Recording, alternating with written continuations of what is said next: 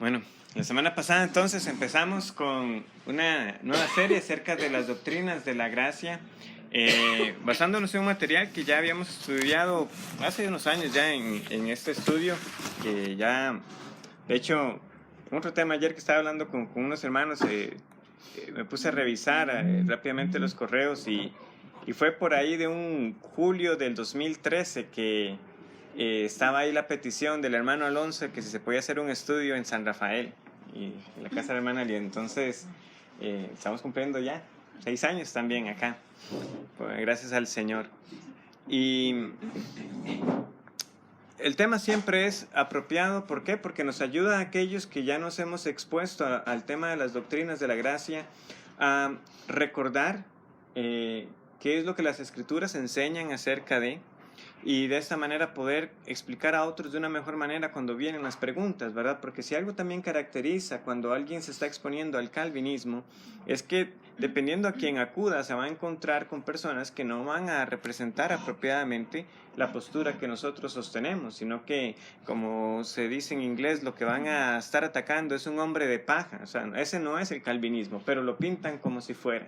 Y hay muchos argumentos comunes que suelen darse, ¿verdad? Es que nosotros no somos robots, o es que Calvino fue un hombre sanguinario, ¿verdad? Por un incidente que sucedió con Servet. No sé si en algún momento eso saldrá en sí mismo durante esta serie, pero estoy mencionando cosas así rápidamente, o que la predestinación significa que Dios conoce el futuro porque tiene ese conocimiento, pero Él vio lo que iba a suceder y entonces con base a ese conocimiento tomó las decisiones y empiezan a acomodar, ¿verdad?, ciertas de las posturas que nosotros decimos, o sencillamente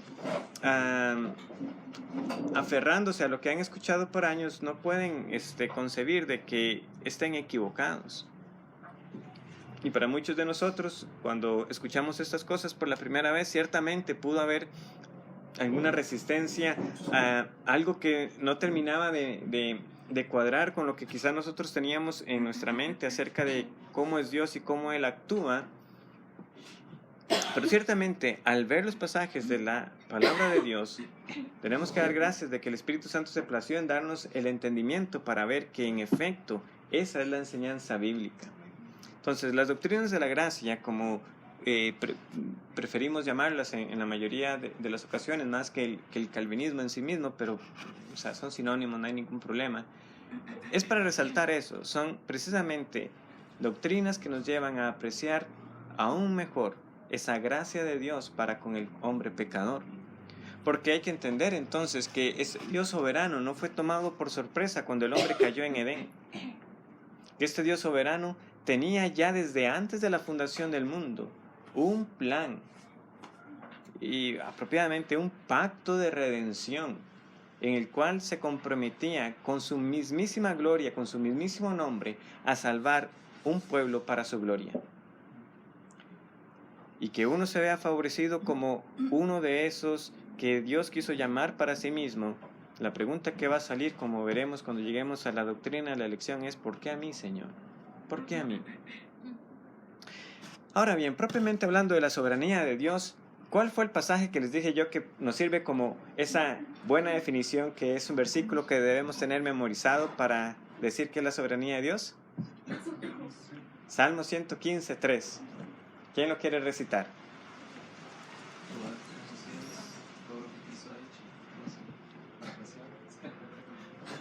¿Cómo es? Igual están los cielos, todo lo que hizo hecho para apreciar. Sí, bueno, vamos a buscarlo, muchachos, entonces. Sí. Increíble. Sí, nuestro Dios está en los cielos. Todo lo que quiere ha hecho.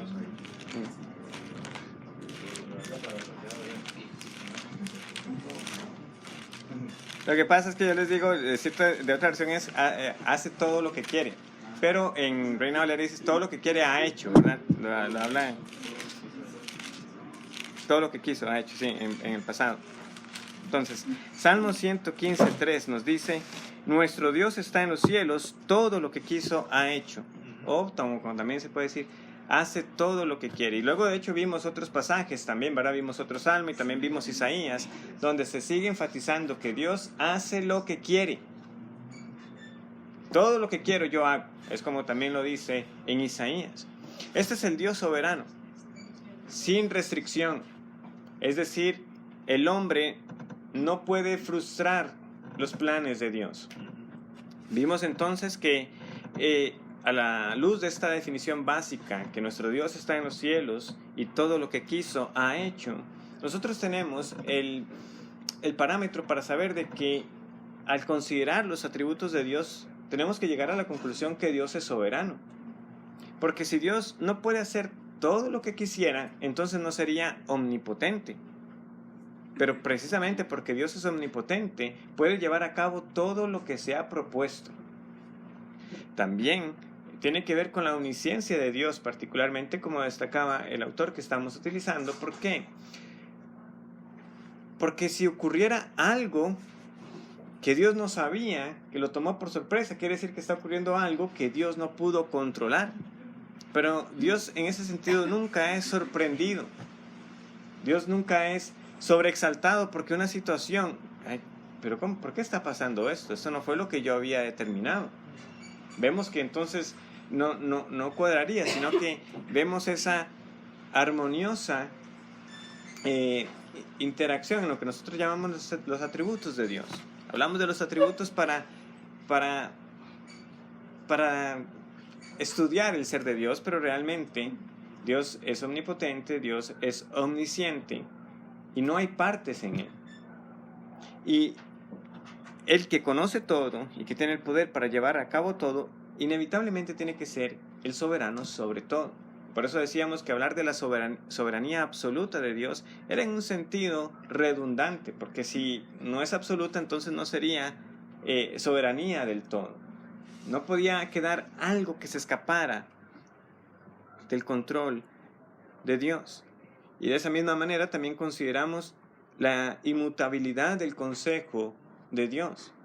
¿Por qué? Porque lo que Dios determina,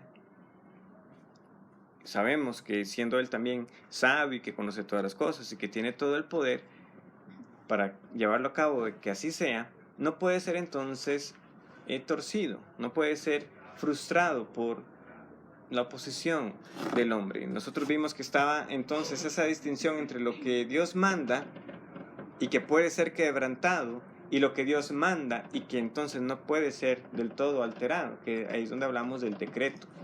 ¿Quebrantamos nosotros los mandamientos de Dios? Sí, muchas veces. Dios nos ha dicho, no mentirás, y todos hemos mentido. Eso no significa que es que Dios no es soberano y no puede evitar de que el hombre mienta. Porque de hecho vamos a llegar a pasajes donde Dios mismo dice que Él le impide a alguien pecar, o que retiene o detiene la maldad. Dios está en control en todo momento. A Abraham le pudo decir de que el pueblo sería cautivo hasta cientos de años después, porque aún no había llegado al colmo la maldad de esas naciones que iban a ser juzgadas. Me estoy desviando un poco, ¿verdad? Para el tema de hoy, pero ¿qué estamos viendo nosotros en una declaración como esa que Dios le da a Abraham? Vemos en efecto su conocimiento, porque le está diciendo, yo sé lo que va a pasar. Estos pueblos seguirán pecando. ¿Sabe cuándo va a ocurrir? Porque va a llegar un momento que ya va a ser el colmo.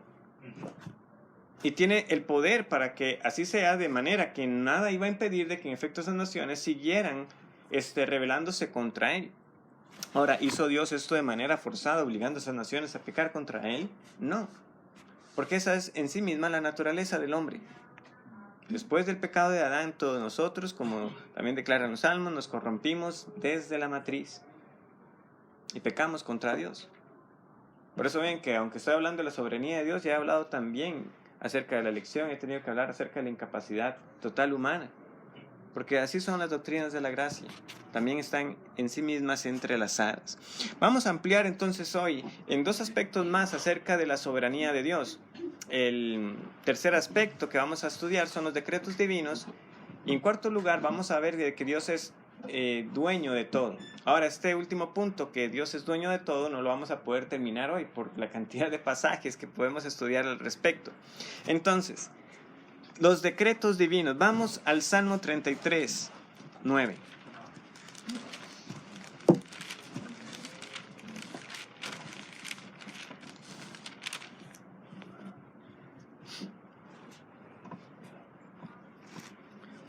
Dice, porque Él dijo y fue hecho, Él mandó y existió.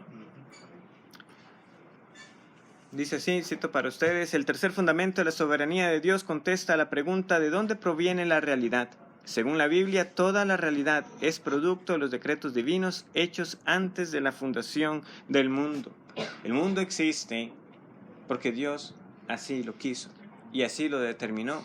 Es así como tenemos el relato de la creación. Dios dice, sea la luz y es la luz. Sean los planetas, son los planetas. Sean las estrellas, son las estrellas. Él es el único que tiene poder para crear con su palabra. Y vemos entonces que lo que Él dice tiene en efecto el poder para llevarlo a cabo. Lo que Él dice, se hace. Esos son los decretos divinos. ¿Quién de nosotros puede decir eso? Ninguno de nosotros. Nosotros decimos muchas cosas y no suceden. Y sin embargo es el terrible engaño en el que muchos están envueltos en esa falsa teología, ese falso evangelio de la prosperidad, y que le dicen a las personas que decrete, dígalo, reclámelo. ¿A quién le están atribuyendo el poder de la palabra? Al hombre. Es que es algo sumamente osado. Eso en su versión más moderada. O sea, hay otros que llegan al extremo de que, o sea, si yo no lo digo, Dios no puede actuar entonces. Como que si esta fuera, la tierra fuera, ¿verdad?, el área exclusiva de poder humano. Qué insensatez, cuando el mundo mismo existe porque Dios lo mandó. También dice Hebreos capítulo 11. El famoso no se hace, ¿verdad? ¿No?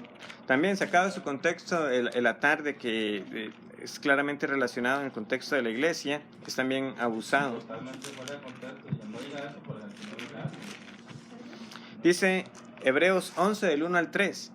Es pues la fe, la certeza de lo que se espera, la convicción de lo que no se ve. Porque por ella alcanzaron buen testimonio los antiguos. Por la fe entendemos haber sido constituido el universo. ¿Por qué? Por la palabra de Dios. De modo que lo que se ve fue hecho de lo que no se veía. Entendemos que el universo fue hecho por la palabra de Dios. Dice el autor que podemos leer este pasaje como por la fe entendemos que fueron establecidas las épocas, es decir, que los eventos históricos, buenos o malos, en la humanidad se han desarrollado por la palabra de Dios.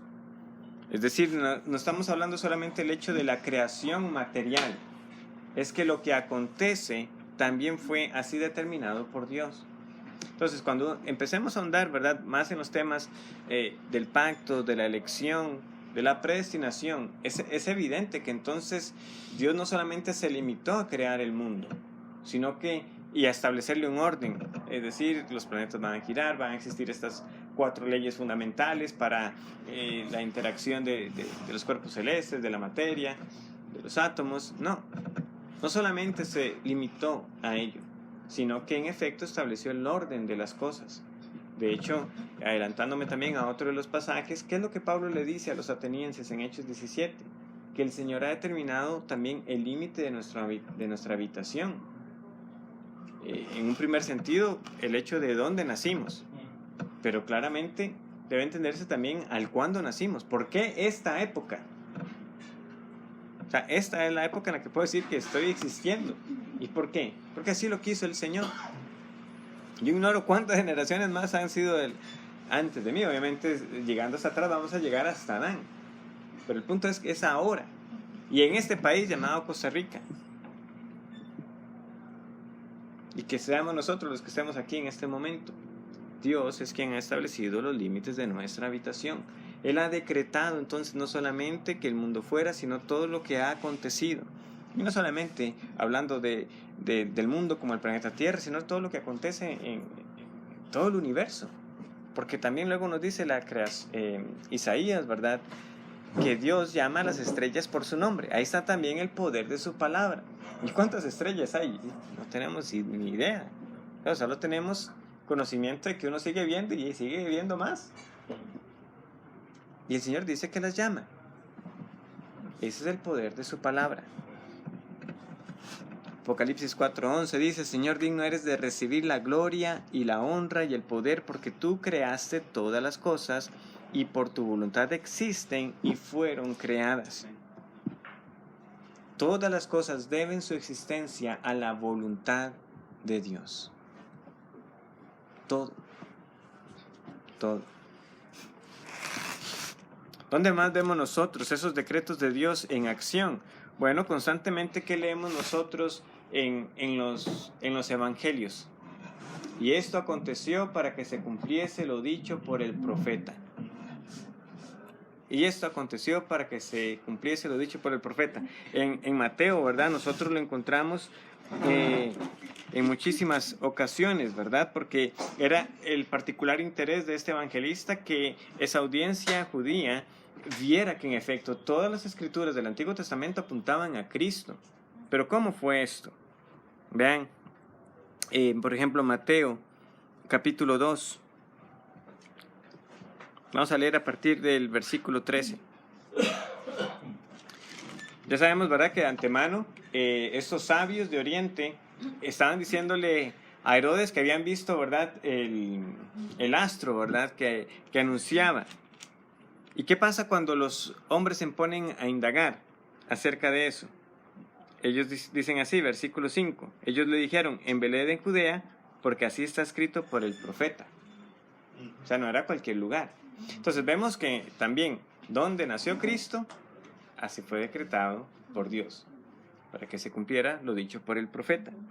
Muy bien. Eso es Miqueas 5:2, que llegaremos eventualmente a Miqueas 5:2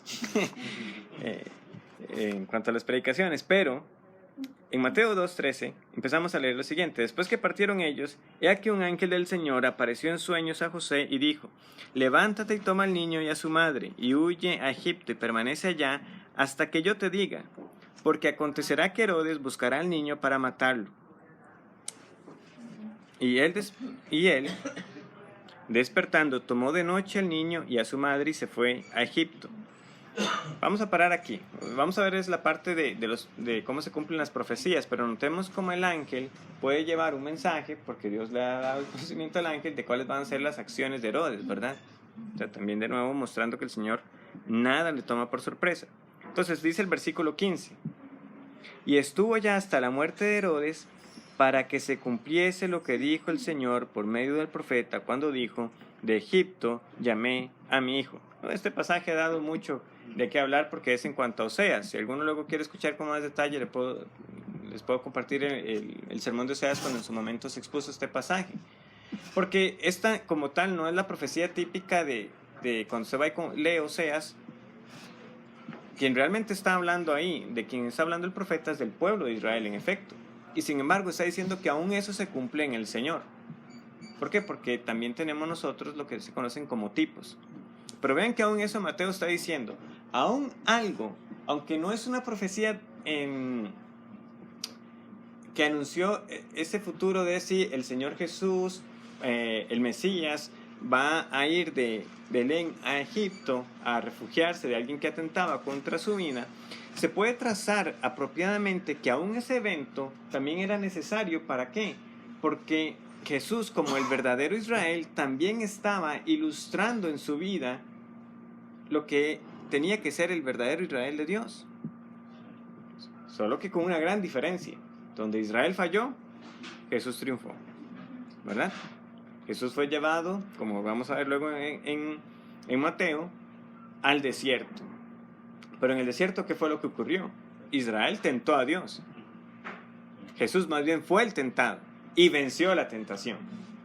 Entonces claramente Jesús es el verdadero Israel. Y entonces este mismo hecho, Mateo está diciendo, esto era necesario, es también parte del cumplimiento. Sigamos leyendo.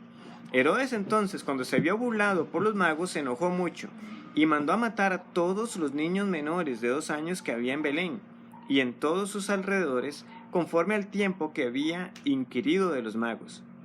¿Y qué ven aquí de nuevo? Entonces se cumplió lo que fue dicho por el profeta Jeremías, cuando dijo: voz fue oída en Ramá, grande lamentación, lloro y gemido, Raquel que llora a sus hijos y no quiso ser consolada porque perecieron. Pero después de muerto Herodes, he aquí un ángel del Señor apareció en sueños a José en Egipto, diciendo: levántate, toma al niño y a su madre, y vete a tierra de Israel, porque han muerto los que procuraban la muerte del niño. Entonces él se levantó, y tomó al niño y a su madre, y vino a tierra de Israel. Pero oyendo que Arquelao reinaba en Judea, en lugar de Herodes su padre, tuvo temor de ir allá. Pero avisado por revelación en sueños, se fue a la región de Galilea, y vino y habitó en la ciudad que se llama Nazaret, para que se cumpliese lo que fue dicho por los profetas, que habría de ser llamado Nazareno. Sin embargo, aquí nosotros no tenemos una alusión al Antiguo Testamento, porque no hay una profecía explícita al respecto. No voy a entrar en todos los detalles solo todos los ejemplos de la manera de cumplimientos proféticos que aquí Mateo nos está dando. Pero vean cómo para él cada detalle de lo que estaba aconteciendo en ese nacimiento del Señor y en esos primeros años de vida estaba cumpliendo lo dicho por los profetas.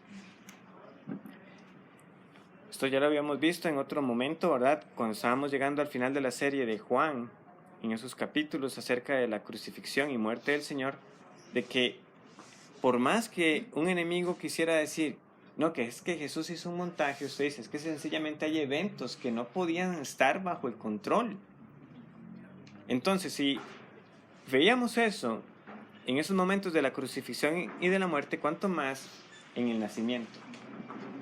Sí, claro, fue un plan del bebé. Él dijo, voy a nacer en Belén, va a hacer que mi mamá me lleve a Belén, para que ahí sea donde me dé a luz. Voy a provocar a Herodes para que quiera matarme. Y luego entonces mi papá, de miedo, se va a ir a Egipto. ¿Verdad que no tiene ni pie ni cabeza lo que estoy diciendo? Mateo, inspirado por el Espíritu Santo, dice, todo esto fue para que se cumpliese lo dicho por los profetas. Ahora, ¿qué es decir que se cumpliese lo dicho por los profetas? Es decir, que se cumplió lo que dijo Jehová. Porque los profetas hablaban en nombre de Dios. ¿Lo ven? Es otra forma de decir, se cumplió lo que Dios había decretado. Y esto sucedió para que se cumpliese lo que Dios dijo. Que Él daría a un libertador, a un salvador, a Jesús, a quien, como le dijo a José en Mateo 1, se iba a llamar Jesús, porque Él salvará a su pueblo de sus pecados, y también en nombre de Manuel, ¿verdad? También aludiendo a Isaías. Son muchos más, solamente me quería limitar a esta porción aquí de Mateo, para que viéramos. Cada vez entonces que leamos en los evangelios, en Hechos y en las cartas del Nuevo Testamento, donde constantemente los evangelistas, Pedro, Pablo, empiezan, y esto era para que se cumpliese lo dicho por los profetas, es simplemente otra forma de decir, y esto pasó para que se cumpliese lo dicho por Dios.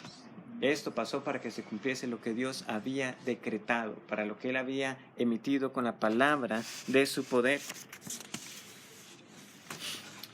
El autor da otros ejemplos, vamos a verlos brevemente, para seguir aquí en Mateo, que este es también para que nosotros veamos toda la amplitud del panorama. Veamos Mateo 21, versículos del 1 al 4. Dice así: Cuando se acercaron a Jerusalén y vinieron a Betfagé, al monte de los olivos, Jesús envió 2 discípulos, diciéndoles: Id a la aldea que está enfrente de vosotros, y luego hallaréis una asna atada y un pollino con ella. Desatadla y traédmelos. Y si alguien os dijere algo, decid: el Señor los necesita, y luego los enviará. Todo esto aconteció para que se cumpliese lo dicho por el profeta, cuando dijo: Decid a la hija de Sión, he aquí, tu rey viene a ti, manso y sentado sobre una asna, sobre un pollino, hijo de animal de carga. Esta profecía, ¿verdad? Ya sí es más como a veces lo que nosotros anticipamos, ¿verdad? Donde un hecho muy puntual es anunciado literalmente acerca de la vida de Jesús. Pero notemos nosotros lo siguiente. ¿Qué podían saber esos hombres de la profecía de Zacarías? El Señor nada más le dice a 2 de sus discípulos que vayan por esos animales. porque el Señor los pide. Uy, sí, claro, dáselo, porque si no, no se va a cumplir Zacarías 14, ¿verdad? O sea, ¿quién? O sea, eso no es lo que pasó ahora. Sabemos que eso no fue así.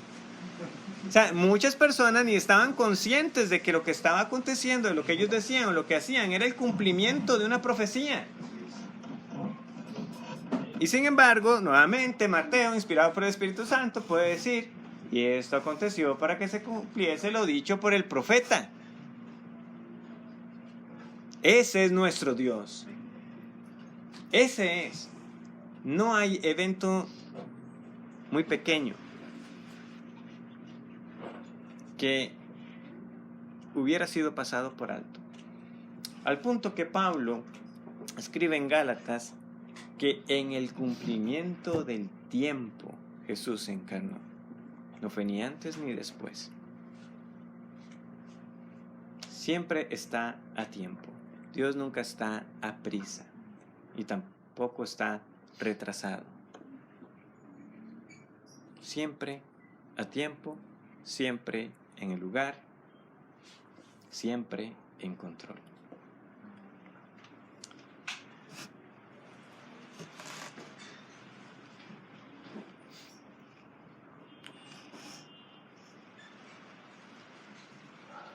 Uno pudiera conjeturar, conocían ellos a los discípulos, si pudieran entender quién era Jesús, el que andaba haciendo milagros, pudiera ser. Pero en todo caso están dando los animales así. Porque era necesario. Otro, aunque no necesariamente relacionado con los decretos, pero también es acerca de estos mandatos del Señor, donde uno dice, es que lo que el Señor decía así acontecía. Esto es más para el lado de cómo Dios muestra que es control de todo. Obviamente también lo vemos en el Hijo de Dios, porque es Dios. Cuando le dice a Pedro que vaya a pescar, ¿y qué es lo que le dice? ¿Qué es lo que sale? Un estatero, para que pagara por él y por Pedro. O sea, ¿qué clase de control puede ser ese que usted le dice a alguien? O sea, eche el anzuelo y lo primero que le va a salir es el pescado con el dinero. O sea, no es simplemente que es que lo va a pescar. Es que un pez que tenía una moneda. Bueno, o sea, es asombroso. Sea como sea, que es así, ¿verdad? Tiraron la moneda, pero soberanamente se decretó que alguien la tirara en ese momento. El pez hubiera pasado por ahí, pero no se había muerto cuando se la tragó. Todo. Mateo 26.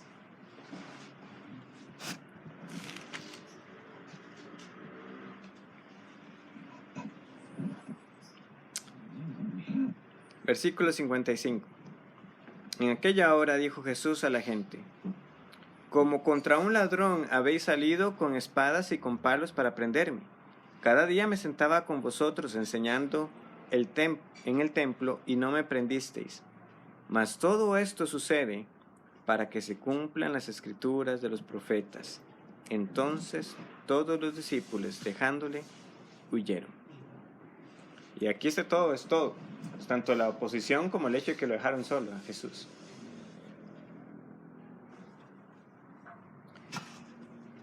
Vemos entonces al Hijo de Dios sabiendo que en todo momento lo que le acontecía también en su vida era porque así había sido decretado.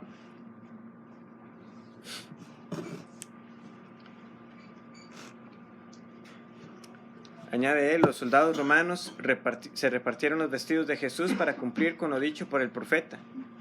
¿Estuvieron esos soldados conscientes de haber cumplido las escrituras? No. Ellos simplemente estaban tomando el botín. Y como ya estudiamos también en su momento, al final una que no valía la pena romper y que entonces echaron las suertes. Pero eso también sucedió porque así había sido anunciado. Lo que debemos entender, y el punto de hablar de los decretos de Dios, es lo siguiente. El hecho es no solamente que Dios le dijo a un profeta, vea, diga esto porque es que yo sé que esto es lo que va a pasar. No es solamente por el hecho de que Dios conoce. Es cierto que la Biblia habla de la presencia de Dios, ese anticipado conocimiento, pero lo que debemos saber es que Dios sabe lo que va a hacer porque es que Él lo ha ordenado. O sea, el aspecto que debemos tener en cuenta es que Él lo ha ordenado. No es simplemente un conocimiento del futuro y que por lo tanto así va tomando decisiones. Hubo una serie hace unos años, yo realmente no llegué a ver muchos capítulos de ella, pero realmente la trama se dejaba ver con los anuncios. ¿Cómo la traducían en español? Early Edition, de que el tipo que recibía un periódico del día siguiente. O sea, eso no es la razón por la que Dios sabe todas las cosas, no es porque Él tiene el periódico del día de mañana o el periódico de aquí a 1000 años. No, es que Dios sabe lo que va a pasar porque Él lo ha decretado. Él no necesita que le llegue el periódico en ese sentido, porque es que Él sabe. Dios, pasó tal cosa. Sí, yo lo ordené. Vemos la diferencia. Nosotros no vamos en desesperación. Dios, es que no sabes todo lo que está pasando. Claro que lo sé. Está aconteciendo todo exactamente como yo sé que debe ocurrir, porque todo está ocurriendo conforme a mi voluntad, porque así yo lo mandé. Claro, estas afirmaciones entonces yo sé que empiezan a suscitar preguntas que vamos a tener que ver más adelante con respecto a la relación del mal y el pecado y el sufrimiento y la aflicción. Pero el punto central y que es el fundamento y ese gran consuelo para nuestra fe es que en efecto nada está fuera del control de nuestro Dios. Porque el mismo Dios que mandó a los profetas siglos antes a que anunciaran todas estas cosas que serían en cuanto al Hijo de Dios, es el mismo Dios en el que nosotros creemos, que nos lleva a la Escritura y nos dice, vea, es que todo está bajo mi control. Así como yo pude anunciar el futuro desde siglos antes, yo también le estoy anunciando el futuro a usted. Yo le estoy diciendo, el Rey vendrá, Jesucristo regresará, vendrá por su pueblo. Y si se cumplió todo lo que el Señor anunció de antemano, ¿cómo no se va a cumplir lo que falta? Pero somos nosotros los tercos, los obstinados, que preferimos dar lugar a la duda que creer a este Dios soberano, cuando no da ni una sola razón para que dudemos de que lo que Él dice se cumple.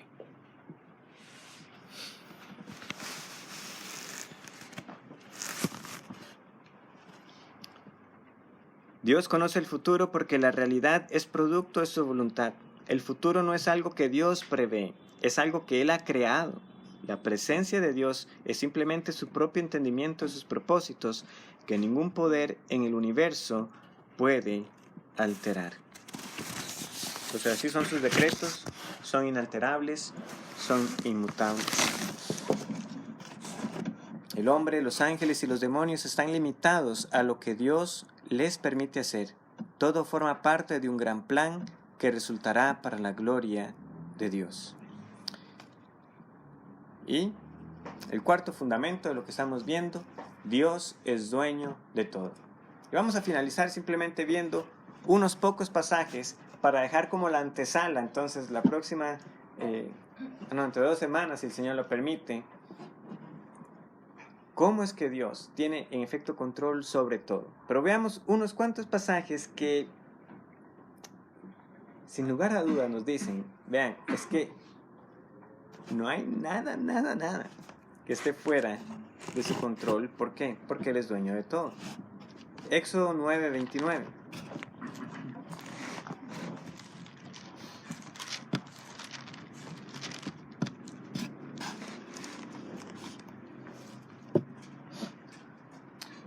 Dice así, y le respondió Moisés, tan pronto salga yo de la ciudad, extenderé mis manos a Jehová, y los truenos cesarán, y no habrá más granizo, para que sepas que de Jehová es la tierra. De hecho, luego fue muy evidente, ¿verdad?, en las plagas, cuando unas calamidades solo sucedían en cierta parte de la tierra, y en otra no. Ahí mismo en Éxodo 19. Éxodo 19:5. Ahora pues, si diereis oído a mi voz y guardareis mi pacto, vosotros seréis mi especial tesoro sobre todos los pueblos, porque mía es toda la tierra. Deuteronomio 10:14.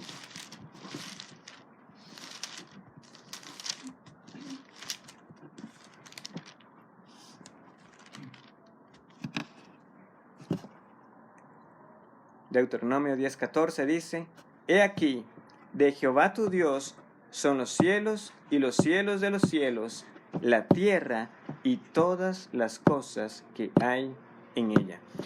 Entonces vemos que la afirmación no solamente es que la tierra me pertenece como planeta, ¿verdad? Porque yo lo hice. Es que todo lo que hay en ella. Así los animalitos, los árboles, sí, usted también. ¿Por qué no? Porque queremos siempre pensar que nosotros somos la excepción a la regla. Job 41:11.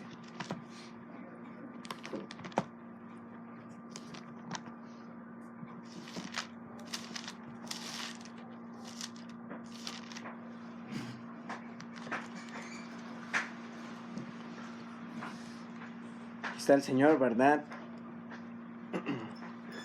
Dejando sin palabras a Job. ¿Quién me ha dado a mí primero para que yo restituya? Todo lo que hay debajo del cielo es mío. Me recuerda al Salmo 50 también, ¿verdad? Si yo tuviese hambre no te lo diría a ti.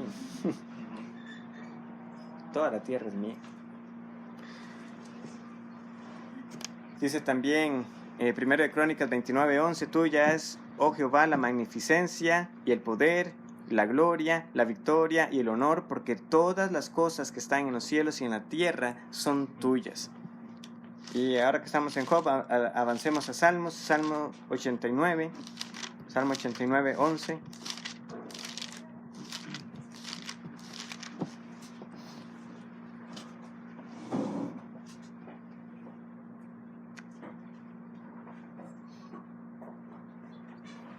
Tuyos son los cielos, tuya también la tierra, el mundo y su plenitud. Tú lo fundaste. Sencillamente sería absurdo pensar de que el Dios que es dueño de todo no pueda tener dominio sobre lo que ha hecho. Y vemos que Él no está dejando entonces por fuera ningún aspecto, no solamente del orden de la creación, sino también de los asuntos humanos. Porque en esos mismos anuncios, como veremos que Moisés le decía a Faraón para que conozcan que Dios es la tierra, también Moisés le anunció a Faraón que sabía de antemano Dios que no iba a dejar salir al pueblo fácilmente, sino hasta que llegó la plaga final de la muerte de los primogénitos. Dios está en control de todo. No solamente el hecho de que de los pájaros que vuelan, de que las bestias tengan su alimento, sino aún de los gobiernos humanos, del corazón de los gobernantes, del corazón de cada persona. Entonces, si Dios es dueño de todo y por tanto es dueño de mi vida, ¿cuál debería ser la única respuesta apropiada ante ese Dios soberano? La única respuesta sensata que diría uno, ¿verdad? Que por lógica parecería que tiene que ser la respuesta, es decir, lo que tú digas, yo lo hago, Señor. Y sin embargo, el hombre vive en constante rebelión contra Dios y sus decretos y sus mandamientos. No se equivoque. Dios, que precisamente está en control, no le tomará por sorpresa ninguno de sus pecados. Todo lo contrario, en el día final juzgará a cada uno por sus hechos, porque su soberanía no elimina su responsabilidad delante de Él. Ninguno podrá decir delante de ese gran trono, Señor, ¿y qué otra cosa iba a hacer si nada se escapa de tu voluntad? Cuando Él también podrá decir, y si yo expresé mi voluntad muy claramente de que soy el único Dios y todos deben servirme. El camino del servicio a Dios, de una vida rendida a Él, es la única sensata ante la realidad de este Dios que todo lo domina. Quiera el Señor entonces darnos esa comprensión y de nuevo un corazón sumamente agradecido.